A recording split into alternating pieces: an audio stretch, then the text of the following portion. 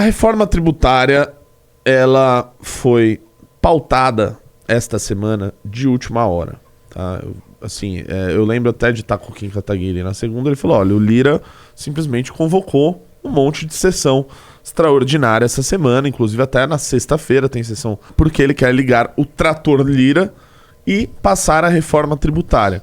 Porém, o que se tinha até aquele momento é de que a reforma não passaria, teria muita dificuldade, porque é uma reforma que, goste ou não, aqui o mérito não importa, ela mexe com muitos interesses, tá? Não estou dizendo que o interesse é precisamente ruim, não, mexe com vários interesses das mais diversas formas, tá? E isso estava fazendo até aquele momento que essa reforma não fosse pautada, tá? Partidos como União Brasil tinham declarado que votariam na íntegra contrários à reforma. Grandes figurões da política se movimentavam para dizer da dificuldade da aprovação da reforma. Prefeitos e a Frente Nacional dos Prefeitos se mobilizou até Brasília para dizer que não queriam a aprovação da reforma naquele momento, porque essa reforma seria ruim ou seria negativa para os municípios, pois retiraria a arrecadação dos municípios e o que, obviamente, seria ruim para o que chamamos de pacto federativo, ou seja, recursos concentrados na União. Isso fez com que muitos prefeitos e governadores se movimentassem contra. Pois bem, até então o que nós tínhamos era um caldo de que esta reforma não seria aprovada. Em meio a tudo isso, uma figura resolveu chamar a responsabilidade para si. Esta figura é o governador de São Paulo, Tarcísio Gomes de Freitas, que foi a Brasília e, em entrevista coletiva ao lado de Fernando Haddad, Bahia, se você puder achar essa entrevista, ao lado de Fernando Haddad, declarou o seguinte: sou 95% a favor da reforma.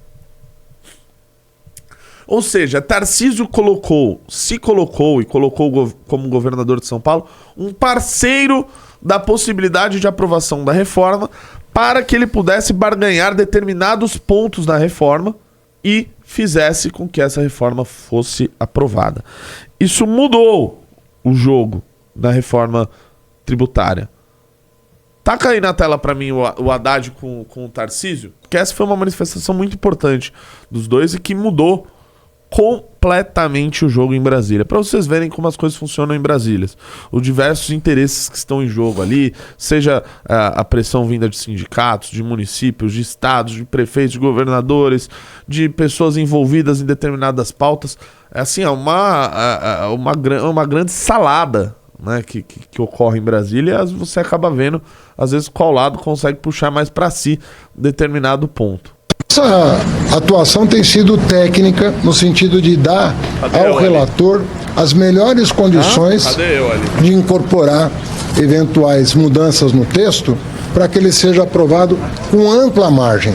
Nós não estamos aqui mirando o número de votos necessário para aprovar. Nós queremos superar o número mínimo para passar a ideia, tanto quanto aconteceu com o marco fiscal, de que é um projeto de país que está em curso, de que é algo que é para as futuras gerações. A gente concorda com 95% da reforma.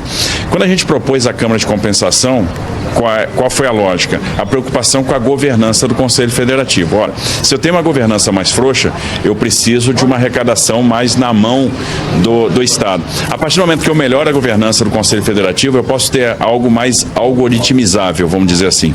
E o que a gente vai fazer aqui é tentar construir uma melhor governança, uma governança que seja mais representativa, para que a gente possa ter também um processo de cobrança do tributo e até de destinação dos créditos gerados mais automático, como já acontece em alguns países da União Europeia.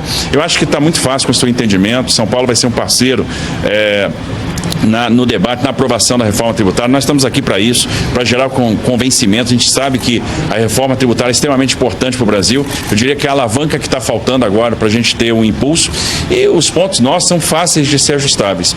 Vamos lá, vou traduzir aqui o que o Tarcísio explicou. Primeiro, aqui. o que é esse conselho? Isso, vamos lá. O que ele chamou de Câmara de Compensação, basicamente será um conselho, né, que tratará de destinar parte dessa arrecadação que virá com esse novo imposto que será criado, que na verdade será a união de alguns impostos, para fazer a destinação para os estados e municípios. Qual é o ponto do Tarcísio com relação a essa Câmara de Compensação? Se eu estiver falando besteira aqui, vocês me corrijam. Essa Câmara teria a participação dos 27 governadores e de 27 prefeitos de capitais, tá? E quando determinada matéria fosse discutida nessa Câmara, seria necessário a aprovação de metade desses prefeitos e governadores. O que seria muito, muito ruim, porque poderia concentrar poderes. Então, vamos lá, um governo federal com o poder que tem sobre regiões mais pobres, principalmente no norte e nordeste do país, poderia facilmente formar maioria nessa Câmara e mudar a destinação desses recursos de impostos para onde eles bem entenderem. Qual é o ponto do Tarcísio quando ele fala em melhorar a governança dessa Câmara de Compensação? Além de se obter a maioria numérica dos 27 estados, ele propôs que qualquer tipo de mudança necessitasse de uma mudança, de uma maioria na representação popular destes estados. Ou seja, São Paulo ganhou um peso muito maior na governança dessa Câmara de Compensação. Uma vez que, se não me falha a memória, que 30% mais ou menos da população vive aqui. Certo? Então São Paulo tem um peso de 30%. Tem um peso muito maior do que teria na proposta original. Então não daria para, por exemplo, Alagoas, Sergipe, Pernambuco, etc., Rio Grande do Norte, etc., outros estados se juntarem e tendo uma fatia muito menor da representação popular nesses estados, pudesse fazer alguma mudança pudesse obter alguma mudança na destinação dos recursos. Então o ponto que o Tarcísio trouxe, e que aparentemente já foi acatado pelo relator, é positivo. Isso significa que o resto da reforma é positiva? Não estou entrando no mérito dessa questão, até porque, pessoal, o texto foi divulgado ontem. Foi divulgado ontem. A Câmara dos Deputados tem muito dessas. A gente às vezes fica discutindo questões, projetos, etc., sendo que a gente está discutindo sobre nada. O texto aparece horas antes da votação. Tá? Isso faz com que muitos parlamentares peçam ali para retirar o projeto e tal, para pedir mais tempo. Tá? Então o projeto veio ontem. Então, por isso que não vou entrar aqui em todos os pontos. Claro, tem pontos ruins, tem pontos bons. A discussão que eu estou fazendo aqui com vocês, que eu estou levando a vocês, é da participação do governador de São Paulo como peça fundamental na possível aprovação da reforma tributária hoje ou amanhã. Acredito que hoje, tá?